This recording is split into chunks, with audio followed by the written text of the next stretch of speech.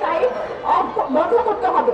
2, ছোট বড় সকলের জন্য নৈতিক শিক্ষা নিশ্চিত করতে রাষ্ট্রীয় পৃষ্ঠপোষকতায় শিক্ষা প্রতিষ্ঠান সহ সকল ধরনের প্রতিষ্ঠানে সচেতনতামূলক কর্মসূচি চালু করতে হবে।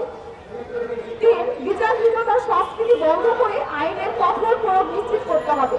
4, নারী ও শিশুর প্রতি যে কোনো সহিংসতার জিরো টলারেন্স নীতি অবলম্বন করতে হবে। আজকের এই মানববন্ধন থেকে আমাদের এই দাবি এবং প্রস্তাব আমরা পেশ করছি। আসুন আমরা একত্রে নারী এবং শিশু সহিংসতার